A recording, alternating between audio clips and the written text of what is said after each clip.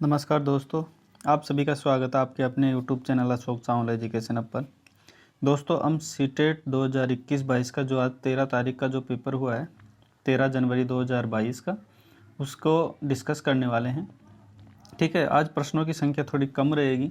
कम क्या मतलब, बहुत ही कम रहेगी, क्योंकि आज बच्चों ने प्रश्न बहुत ही कम भेजे हैं।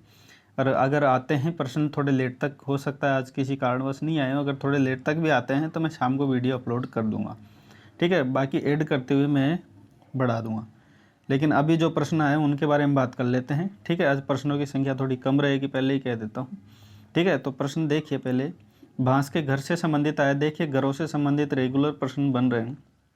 ठीक है, आपको तीनों प्रकार से याद रहेंगे। बांस के घर कहाँ बन, ठीक है, और मिट्टी के घर कहाँ ये है। ठीक है, ये मिट्टी के घर हो गए, बांस के हो गए, पत्थर के हो गए। ठीक है, ये तीनों प्रकार से प्रश्न बन रहे हैं। बांस की अगर बात करें तो असम से आज जो प्रश्न बना है कि बांस के घर कहाँ पाए जाते, तो असम में। अगर मिट्टी के पूछे तो वो राजस्थान में हो जाएंगे, और पत्थर के अगर पूछे तो वो लद्दाख में हो जाएंगे। ठीक है, ये तीनों प्रश्न आपको याद रखने हैं। ये पत्थर से जो बन रहे हैं, यानी घर से जो बन रहे हैं। स्लोथ से एक प्रश्न आया, अगर आप इसकी बात करें तो इसमें कंप्लीट हम इस पर बात कर लेते हैं ताकि आपको दिक्कत ना हो। इसकी आयु वगैरह है 40 साल की। अगर इसमें पेड़ों की बात करें कि प्रश्न ये बन रहा है कि पेड़ कितनों पेड़ों पर अपना जीवन यापन करता है, तो 7 से 8 पेड़ों पर अपना जीवन यापन सोता है, तो 17 से 18, जैसे कि हमने हर वीडियो में इस पर बात भी की, क्योंकि रेगुलर रिपीटेड क्वेश्चन है। तो 17 से 18 घंटे सोता है। बहुत ही सुस्त जानवर है, मैं कहूँ इसको आलसी जानवर है बिल्कुल। और ये उल्टा लटक कर सोता है। उतरता है तो ये 1 सप्ताह में 1 ही बार उतरता है, और भालू है इसकी तरह ही ये दिखता है।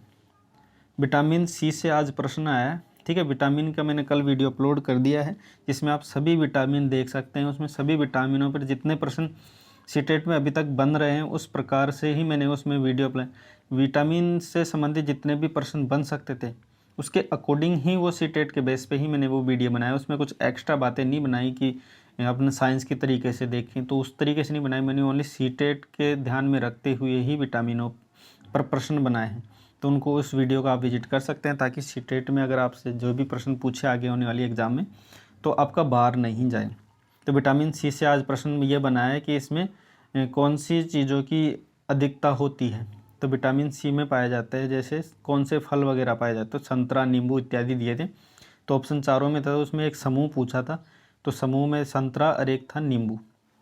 ठीक है, तो दोनों प्रकार से आप याद रखें, नींबू में भी होता है, संतरा में भी होता है। ठीक है, उसके बाद देखिए, किलोमीटर से मीटर में बदलने की संख्या पूछी गई थी। संख्या एग्जैक्ट मेरे को पता नहीं थी, लेकिन आप ये याद ध्यान रखो कि 1 किलोमीटर में 1000 मीटर होते हैं। तो आप कन्वर्ट कर सकते हैं, यानी किलोमीटर अगर 5 दिया है तो आप 1000 से इसको मल्टीप्लाई करके 5000 इसका मीटर बना सकते हो। ये ध्यान रखें, अगर मीटर से किलोमीटर में जाना हो तो इसमें 1000 का भाग दे के कट कर सकते हो। तो सिंपल है।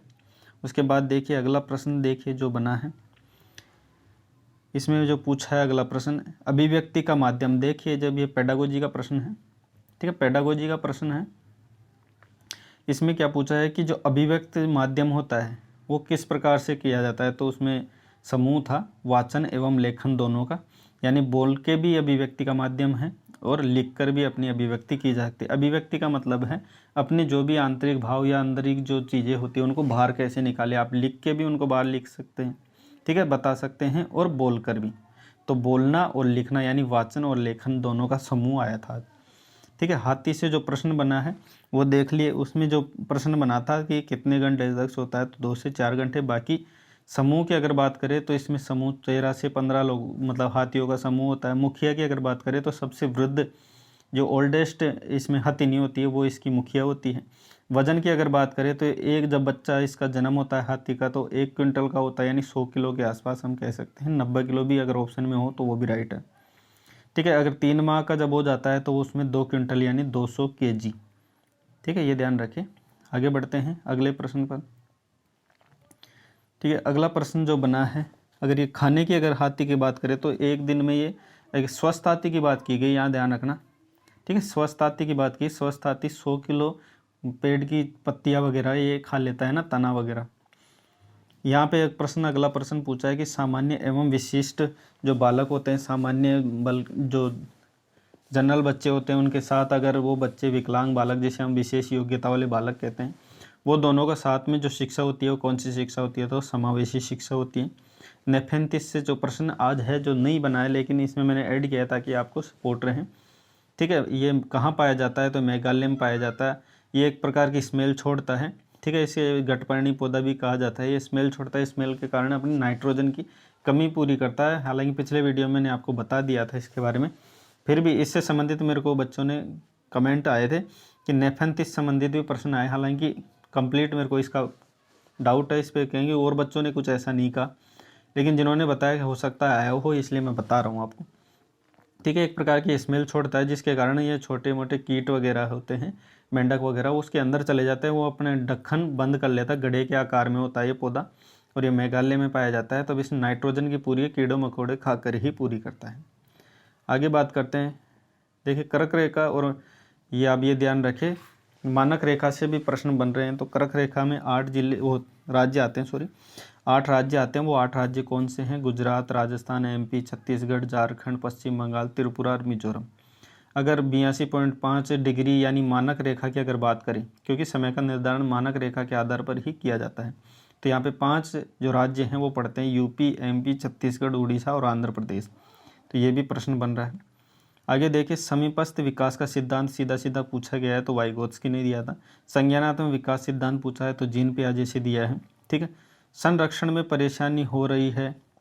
ठीक है, एक बच्चा है उसको संरक्षण में कोई भी चीज़ें इकट्ठा करने में दिक्कत हो रही है, तो वो कौन सी स्टेज के अंतर्गत आता है? थोड़ा समझ आधारित अगर आपको ये डिटेल्स अगर आपको पता हो तो आप इसको ईजिली हल कर पाओगे। तो संरक्षण से संबंधित अगर पूछ ही रहा है तो ये ध्यान रखें कि पूर्व संक्रियात्मक जो सेकंड स्टेज है जीन पियाजे की, उसमें पूछा गया। जीन पियाजे ने 4 अवस्थाएं बताई थी, उनकी डिटेल्स हमने पिछले वीडियो में कर रही थी। अगर आपने मनोविज्ञान का जो हमारा मैराथन वीडियो नहीं देखा है तो वो ज़रूर देखिए, क्योंकि उससे संबंधित आप जितने भी प्रश्न आगे बन सकते हैं, जितने प्रश्न अभी तक बने हैं, उन सभी प्रश्नों पर हमने डिस्कस किया था मनोविज्ञान की संपूर्ण। अगर वो आप देख जाते हो तो मनोविज्ञान में आपको दिक्कत नहीं आने वाली है। बाकी सोच रहा हूँ आज रात को EVS का भी एक मैराथन लेके आऊँ, ताकि उसमें सभी EVS के अब तक पूछे गए सभी प्रश्नों पर हम एक साथ डिस्कस करें, ताकि एक वीडियो में आपकी सारी दिक्कत ख़त्म हो जाए, ताकि आपको पुराने एनालिसिस पेपर नहीं देखने पड़े, एक ही वीडियो में सभी EVS के प्रश्न इकट्ठे हो जाएं।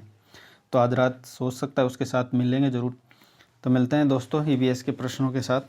अभी के लिए इतना ही। आज प्रश्नों की संख्या जैसे कि मैंने पहले बताई थी कम थी, बाकी प्रश्न अगर जितने हैं उतने अगर आप वीडियो को ज़्यादा शेयर से इसको करें, ताकि रात की जो ये न्यूज़ है वो बच्चों को सभी को मिल जाए। रात मिलेंगे EVS के पेपर के साथ, EVS मैराथन के साथ। वीडियो देखने के लिए आपका बहुत बहुत धन्यवाद।